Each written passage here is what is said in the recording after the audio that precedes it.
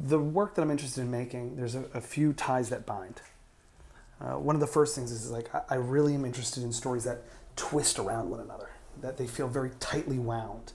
I want audiences to have the impression of seeing something unfold or bloom out in a sort of in a way that feels very purposeful, very exacting, and that's surprising. But not surprising for the sake of surprising. You know, you see a lot of films, you see a lot of stories, you even read this shit in books, you know, where you're like, okay, I get it. Oh, surprise ending, boom, done. We knew it was coming the whole time. We knew there was going to be a twist, and the twist oftentimes feels disconnected from the actual storyline. It sort of feels like a Deus Ex Machina that just like kind of, gets crapped on to the end of a story to sort of get the creatives out. You're like, I had a great beginning, I had a good middle, and now I need to get out of this story because we're starting to run a little bit long. So like, let's just like drop this thing at the end and have it end. It's fine, I guess, and sometimes I guess it's necessary.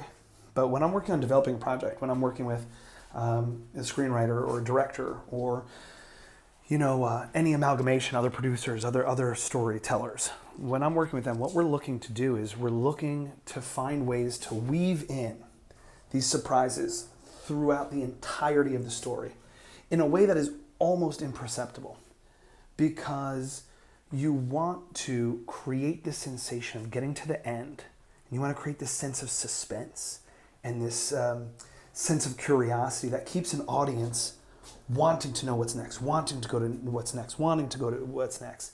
If you're in even in a theater, but certainly at home, when you're watching something at home, we all got these phones in our hands. And one of the things I always do when I'm watching a rough cut of a film, for instance, is I take note of when in the movie I have the instinct to pick up my phone, see what time it is. Did somebody text me? Do I have a call? Do I have a new email?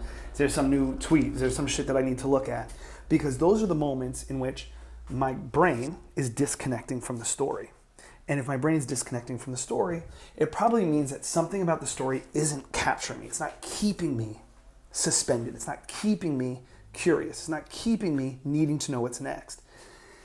And so the goal for all the work that we make is to create a rhythm and a style of storytelling that propels an audience forward, but always manages the space between them and what's happening next. So that by the time you get to the end, what we want to achieve is this feeling of like, oh, fuck, of course that was going to happen. That was going to be it. We were going to know. It seems inevitable, even though, of course, it should also feel like a surprise. And if you can create a story that is both surprising, yet feels inevitable, then as far as I'm concerned, you've done a pretty exciting fucking thing.